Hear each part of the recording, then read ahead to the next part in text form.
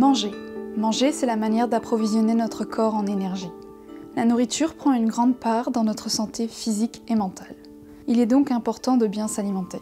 Manger 5 fruits et légumes par jour, manger bio ou bien manger local, c'est bon pour la santé. Ces affirmations, vous les avez sûrement déjà entendues.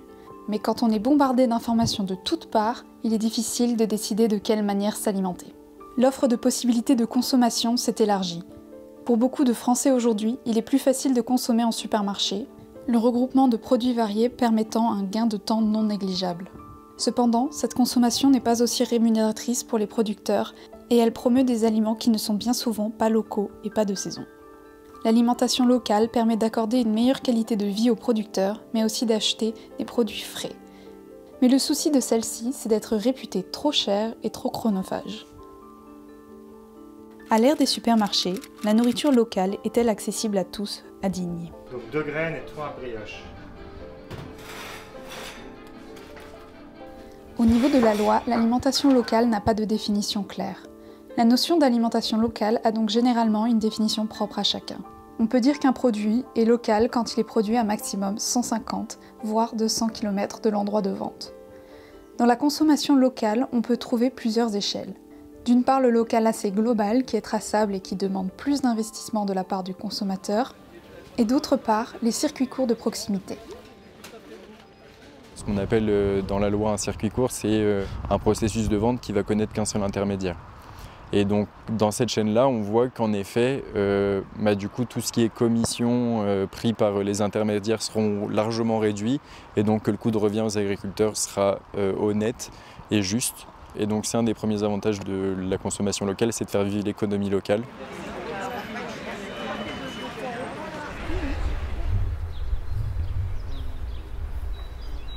Le circuit court, le premier avantage, c'est la fraîcheur. Dès qu'on achète en grande surface ou même en magasin, ça va forcément être un légume qui a été, ou autre chose qu'un légume, de la viande qui a été ramassée, stockée, transportée, puis souvent restockée avant d'être vendue avec un nombre d'intermédiaires qui va augmenter selon le type de chaîne. Nous, les légumes qu'on ramasse, en plus ici on n'a pas de chambre froide, c'est vraiment tout ce qui est frais, c'est le jour même ou alors au plus c'est de la veille, mais du coup c'est le maximum de fraîcheur et donc de qualité pour le consommateur sur les vitamines et aussi le goût. C'est toujours mieux d'acheter de saison pour avoir le maximum en fait de qualité nutritionnelle, de minéraux, de vitamines apportés, puisque un produit qui est acheté hors saison veut dire que c'est un produit qui est produit plus loin en fait. Et moi, ce que je prône dans mes conseils diététiques et en tant qu'équilibre alimentaire, hygiène de vie, c'est vraiment d'avoir une alimentation le plus locale possible, le moins transformée possible, même que ça soit du bio ou pas en fait, parce que un aliment qui est bio et qui est local sera forcément mieux qu'un aliment qui est dit bio entre guillemets mais qui est fabriqué très loin puisqu'il n'est pas de saison. Manger de saison équivaut souvent à acheter localement. Le fait de faire de la vente directe, c'est d'avoir l'échange directement, nous, de producteurs aux consommateurs, de pouvoir vendre notre produit, l'argumenter. S'il y a un défaut, c'est pareil. Le client vient nous revoir, il y a eu ça. Le fromage, suivant la saison, ça peut évoluer. Il y a un goût différent et le client, il peut nous demander. Donc voilà, s'il veut un fromage fort, pas fort. Et c'est vrai qu'on a un retour direct avec le client. On peut lui expliquer ça et ça. On est du début à la fin. On fait tout. Donc c'est vrai que c'est beaucoup plus gratifiant que de les amener, de les livrer dans un grand magasin ou dans une supérette. Et tu n'as pas le relationnel avec le client. On offre la possibilité d'avoir un bon produit, mais j'ai l'impression que le fait de le vendre en direct sur le marché, c'est des rencontres. Enfin, il y a des choses qui se tissent aussi, où à la fois les temps sont assez courts, mais il y a au fil des semaines, on fait le marché à tour de rôle, donc on voit les gens toutes les 2 semaines, et il y a un petit peu des choses qui viennent, des relations, et c'est juste ramener de l'humanité aussi dans le fait de manger, et c'est ramener un sens un peu plus entier que juste donner de l'argent et avoir un produit en retour. L'association des producteurs, c'est un regroupement de producteurs sur le marché de Digne-les-Bains. On a pu constater depuis toutes ces années où nous vendons sur le marché que les gens souvent nous demandent « mais vous produisez bien ce que vous vendez ou est-ce que lui il produit, est-ce qu'il a ça ?» Et du coup, nous nous sommes dit on va se mettre en avant avec un panneau pour les personnes qui souhaitent acheter spécifiquement au producteur. Et comme ça, les gens, en toute transparence, les gens sauront qui est produit, qui ne produit pas et achèteront à qui ils le souhaitent. En plus des marchés à Digne, il y a également des magasins de producteurs ou de revente de produits locaux disponibles à travers la ville qui permettent un accès plus régulier et continu que les marchés. Dans ces magasins, beaucoup de leurs produits sont revendiqués comme locaux. Encore une fois, cela souligne l'importance de prendre l'habitude de se renseigner sur la provenance auprès des vendeurs. Pour les personnes souhaitant gagner du temps tout en consommant local, il y a aussi ce qu'on appelle les AMAP. Les AMAP, c'est Association pour le maintien d'une agriculture paysanne. C'est un réseau national avec ensuite des antennes régionales. Le principe d'une AMAP, c'est un contrat entre des citoyens qui ont envie de pouvoir avoir un panier de légumes chaque semaine sur une saison.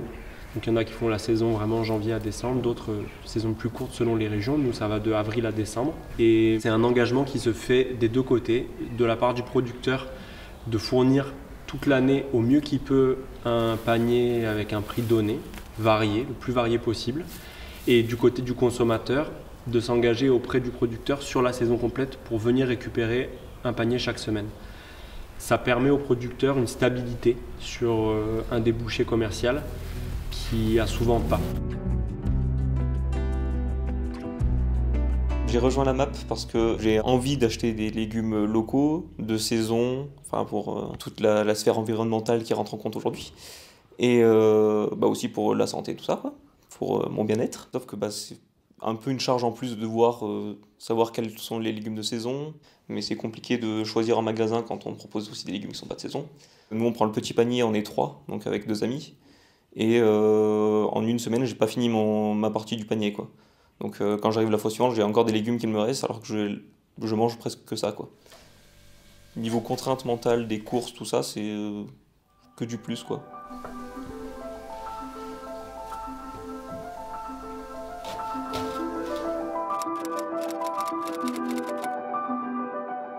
On a déjà un impact fort en allant cultiver les terres. Le fait d'être engagé en agriculture biologique, le but c'est de respecter un certain équilibre et l'écosystème dans lequel on est. On le modifie forcément avec les légumes qu'on cultive, les insectes et les ravageurs qui vont se développer avec ce qu'on y amène. Mais du coup on essaye plutôt de travailler en cohésion avec ça. Et l'avantage du bio, ça va être sur l'absence de résidus chimiques et de substances toxiques pour l'organisme et donc pour la santé. Sachant que le goût, il est forcément impacté aussi par ça, à la fois la fraîcheur et à la fois le type de sol dans lequel le légume a poussé. Un légume qui pousse en pleine terre sera forcément meilleur qu'un légume qui va pousser hors sol. Avoir un label bio, c'est avoir des certificateurs qui viennent voir, qui viennent vérifier chaque façon dont vous travaillez vos parcelles, qui va regarder chaque dosage de microproduits qu'on peut mettre, d'où on achète les plants. Enfin, il y a un coût de produire en bio qui est assez certain, et parce qu'on essaye un maximum de produire vraiment avec le plus grande qualité possible. Effectivement, on peut produire en non bio et pas mettre trop de traitement, tout ce que vous voulez, mais nous, en tout cas, on a un suivi très poussé et on n'a pas de blanche. On peut vous montrer absolument tout et c'est vraiment pour nous, on a choisi de travailler en bio parce que comme ça, on prouve exactement la façon dont on travaille et comment on travaille le plus propre possible.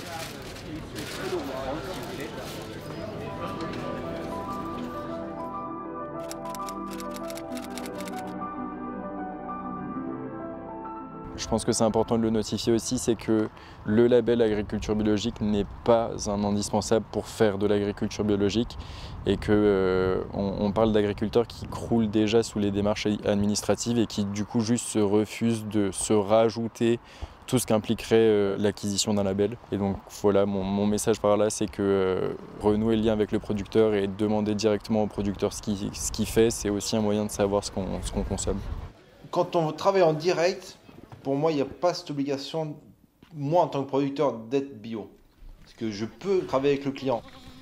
Venez à la maison, venez voir les chefs, venez voir où on travaille, venez voir comment on travaille. Quand on travaille avec une grande surface ou en indirect, le bio, c'est pour le client une charte de qualité. Parce que moi, je ne suis pas sûr à 100%, mais bon. Des fois, tu peux faire des légumes pas en bio, parce que tu n'adhères pas à l'achat de bio, et travailler comme en bio. Voilà, donc c'est pour ça, des fois, allez voir le producteur. Demandez-lui comment il travaille.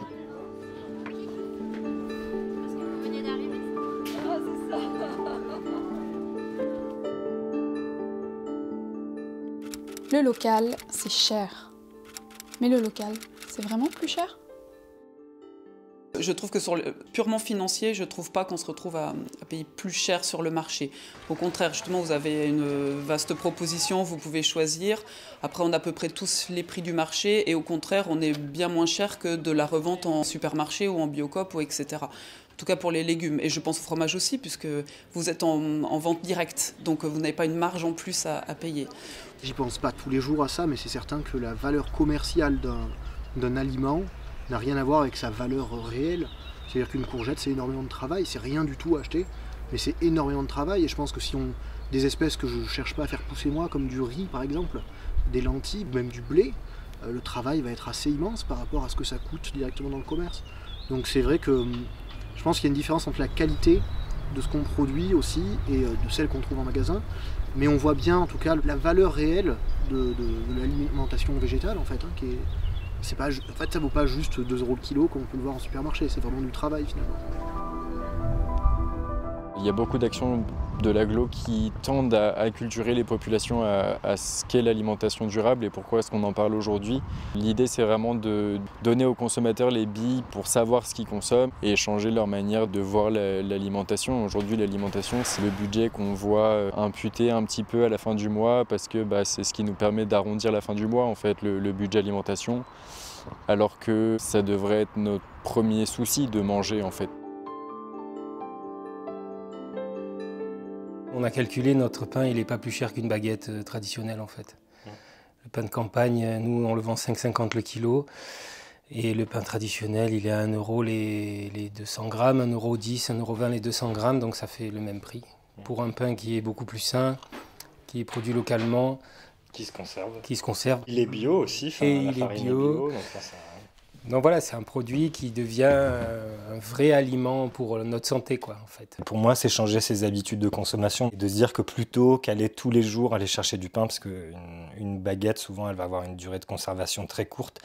Là, quand on fait du pain au levain, on peut le garder facile 1 semaine, voire même plus. Donc, en fait, on ferait même des économies vu que le pain est pas plus cher, voire même par rapport à une baguette tradition, on est un peu en dessous alors que le pain est bio.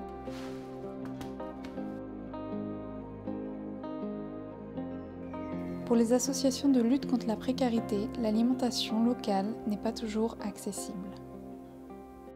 Sur l'alimentation locale ou l'alimentation bio, c'est essentiellement un coût assez important, assez élevé, qui fait qu'on n'a pas un budget suffisant pour le faire. Notre budget doit aussi couvrir toutes les autres activités du secours populaire et on ne peut pas consacrer une part trop importante à cette partie-là. Donc on reste sur des fruits et légumes qui sont présents mais qui sont quelquefois pas issus des producteurs locaux, sauf accords particuliers qu'on peut avoir de façon occasionnelle avec des producteurs locaux qui nous donnent leur surplus ou qui nous le vendent ou qui nous vendent pendant une période donnée, mais ça reste effectivement ponctuel et occasionnel. On a étudié la possibilité que les personnes puissent avoir un bon qui leur permette d'acheter sur le marché de Digne, par exemple. Ça, il faut qu'on voit avec les associations de producteurs comment ça pourrait se mettre en place pour aussi faire des achats comme tout le monde, hein, ne pas avoir de circuits complètement spéciaux. Et je pense qu'on y viendra petit à petit, mais voilà, il faut juste un petit peu de temps. Malgré certaines difficultés de financement auxquelles peuvent faire face les associations de lutte contre la précarité, petit à petit, à Digne, des projets autour de l'alimentation voient le jour.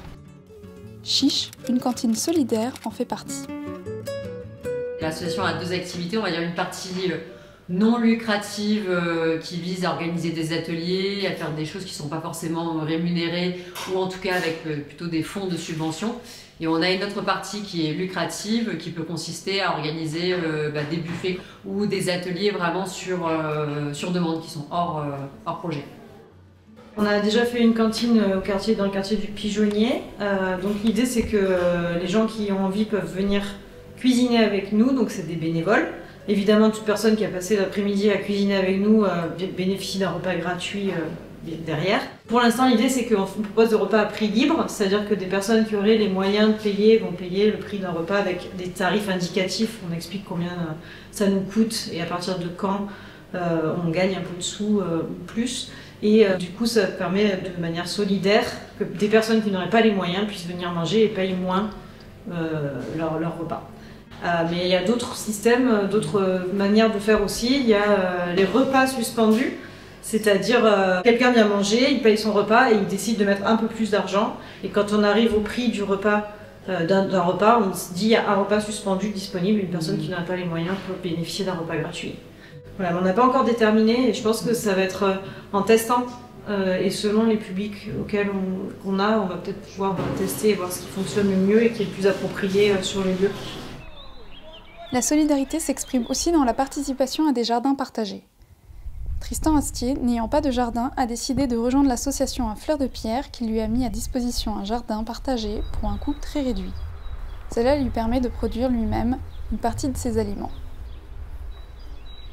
Je vois qu'il y a des produits qui coûtent assez cher dans la vie de tous les jours, peu importe le commerce où on va, et qui sont pas si compliqués à faire pousser. Par exemple, si on prend des framboises, les framboises ça coûte très cher à acheter, et souvent en plus ça va être rempli de pesticides et tout ça, alors qu'on peut faire ça sans pesticides assez facilement. C'est renouvelable sur plusieurs années, c'est-à-dire que le plant ne meurt pas chaque année, on garde son plant de framboise, il faut juste l'entretenir. Donc ça marche sur d'autres espèces. Moi je me suis dit ça par exemple sur l'artichaut.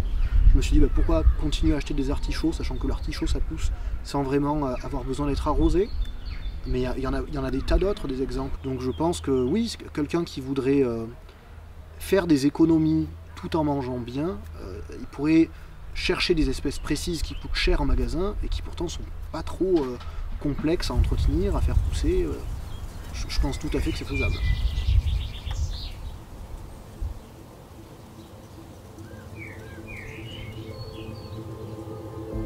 Manger local, ça reste un choix. Il n'est pas toujours facile de mettre de côté ses habitudes de consommation. Les grandes surfaces offrent une large proposition de produits qui facilitent l'achat. Malgré les différentes chaînes disponibles à Digne, l'alimentation locale reste tout de même présente grâce aux marchés, aux magasins de producteurs ou de revente de produits locaux et aux initiatives mises en place par différents acteurs de l'alimentation. L'offre est variée, ce qui permet un choix pour les consommateurs, que ce soit au niveau de la qualité, du goût, mais aussi du prix. Découvrir quels sont les producteurs ou les vendeurs qui vous conviennent, c'est un chemin personnel. Et vous, êtes-vous prêt à sauter le pas ?